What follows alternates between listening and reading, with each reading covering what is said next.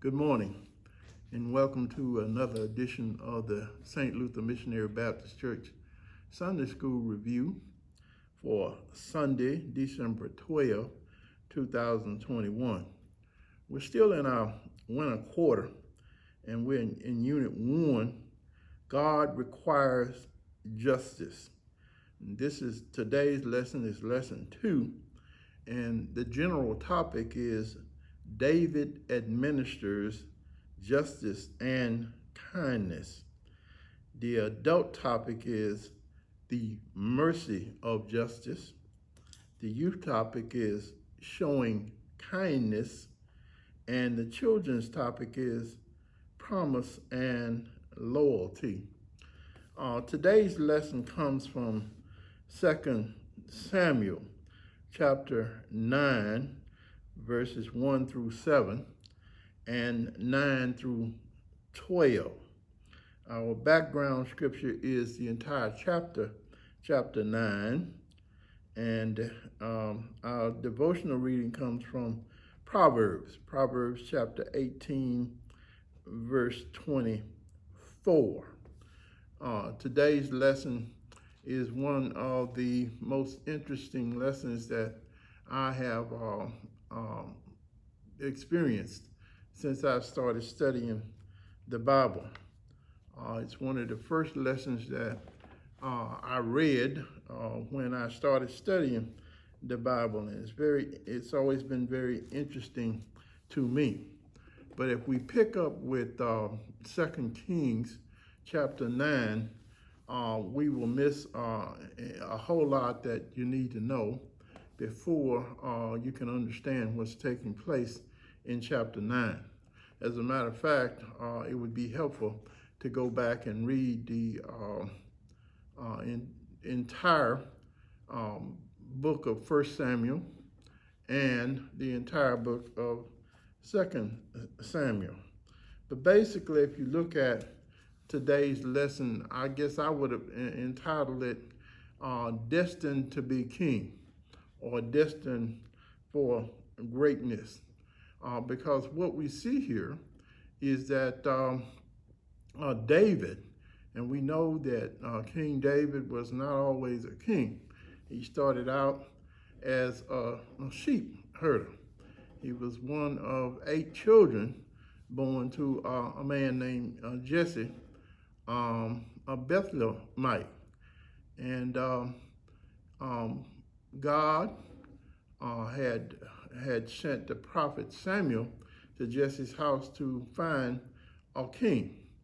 He needed to find a king because Saul was appointed the king, or anointed to be king of Israel. He was the first king, but Saul had certain character flaws, and not the least of which is that he was a selfish man, and he was a man that I could determine not to have a lot of courage, and he was not to be trusted. Basically, what happened was that David was brought in to the kingdom, to Saul's kingdom, after he killed Goliath. And Saul appointed him to be a captain over some of his soldiers, a lot of his soldiers, as a matter of fact. And David had numerous victories on the battlefield. And so much so that the women were dancing and singing. And they were saying that Saul had killed his thousands, but David has killed his 10,000s. And of course, that made Saul very angry. And Saul sought to kill David numerous times. And but you know, God always has someone in our path to help us, and God always looks out for those who are obedient to Him. David had always been obedient to God. He had a close relationship with God, so God protected David. And so Saul had a son named Jonathan. And Jonathan and David were very good friends. As a matter of fact, they were very close, and they were so close that um, Jonathan is the one who warned David that his father was trying to kill him prior to David going into exile. And so fast forward to today, chapter 9, which deals with David administers kindness. This chapter 9 took place after Saul's death, and David had been king. It had been more than 20 years from the time that David was anointed to be king that he had actually taken the throne. And at this point, David had defeated any number of his enemies, and not the least of which were the Philistines, the Syrians, and the Amalekites. So there was a period of peace within the kingdom. And David, at this point, had time to think and reflect on his friendship with Jonathan, Saul's son. And so that's where our story picks up today. And that's 2 Samuel chapter 9. And we can start with the first 7 verses of chapter 9. And it reads as follows. And David said, "Is there yet any that is left of the house of Saul, that I may show kindness for Jonathan's sake?" And there was one of the house of Saul, a servant, whose name was Ziba. And when they had called him unto David, the king said unto him, "Art thou Ziba?" And he said, "Thy servant is he." And the king said, "Is there not yet any of the house of Saul, that I may show kindness unto him?" And Ziba said unto the king, "Jonathan has yet a son, which is lame on his feet." And the king said unto him, "Where is he?" And Ziba said unto the king, "Behold, he is in the house of Machar, the son of Amiel, in Lodebar." And King David sent and fetched him out of the house of Machir, the son of Amiel, from Lodebar. And Mephibosheth, the son of Jonathan, the son of Saul, was coming to David, and he fell on his face and did reverence. And David said unto him, and he answered, "Behold, thy servant." And David said unto him, "Fear not, for I will surely show thee kindness for Jonathan's their father's sake, and will restore thee all the land of Saul thy father, and thou shalt eat bread at my table continually." So what we see here is that David sought to do something good for someone of the house of Saul. But the reason why he did that is because of his friendship with Saul's son. And basically what we see is that David and Saul's son Jonathan had made a compact. In other words, they had made an agreement. And we find that in 1 Samuel chapter 18, verse 3, and it said that, it reads this way, it says, "Then Jonathan and David made a covenant because he loved him as his own soul." So Jonathan loved him so much, and David loved him so much, that they made a covenant with each other. And if we read on, we go to 1 Samuel chapter 20, verse 42, we'll see basically what that covenant says. It says, "And Jonathan said unto David, Go in peace, for as much as we have sworn both of us in the name of the Lord, saying, the Lord between me and thee, and between my seed and thy seed forever. And so, in other words, they made a covenant that extended not only to them, but it extended to their families as well. And so David at this point is seeking to keep his promise. He had made a promise to Jonathan, and at this point he intended to keep it. He intended to show kindness to anyone or someone who remained alive of the house of Saul. And it just so happened that it was Jonathan's son that was the one who was alive, his close friend. And so when he called and asked him to come, he came. And he came and bowed down and lay prone before him. He didn't come as someone who was arrogant. He came in reverence to him. He reverenced him as king. And David, told him not to be afraid. And he had every reason to be afraid because, what happens back in that time, if one king died and another one took his place, then it was very likely that anybody of that family would be killed. But David did not seek to do that. David sought to do something good for him. He could have been angry. He could have been revengeful for what Saul had tried to do to him, but he chose to remember the good thing. And the good thing was his relationship with Saul's son, Jonathan, rather than the way that he was treated by his father, Saul. So he told him, don't be afraid, for he's going to show him kindness for his father's, Jonathan's sake.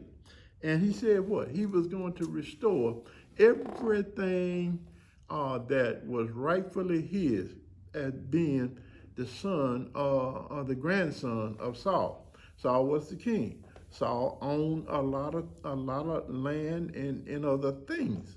And David, by right, he probably, he wasn't like a lot of us would have been. He could have taken that property and everything that King Saul owned himself, but he didn't choose to do that. He chose to give that to Jonathan's son and Saul's grandson. By right, David could have said, well, look, I'm married to King Saul's daughter, and all his sons are dead, so rightfully it could have fallen unto her.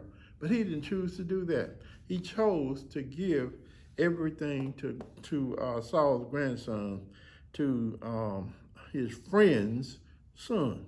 That is something a lesson in there for us. When we have a chance to choose revenge or compassion, the choice should always be, as Christians, the choice should be to choose compassion over trying to seek revenge from someone else. So the story goes on in verses 9 through 12. Then the king called Ziba, Saul's servant, and said unto him, I have given unto thy master's son all that pertains to Saul and all of his house. Thou therefore, thy sons and thy servants shall till the land for him, and thou shalt bring in fruits, and that thy master's son may have food to eat. But my Mephibosheth, thy master's son, shall eat bread always at my table. Now Ziba had 15 sons and 20 servants. So in other words, if we stop right there, we see that King David went even further. He said, not only am I going to give him everything that belonged to Saul, but he made it possible for him to prosper without having to do anything himself. he assigned Saul's servant, Ziba, to take care of the land, to farm the land, to raise to harvest the fruit and anything else that came from the land, and make it available to Jonathan's son.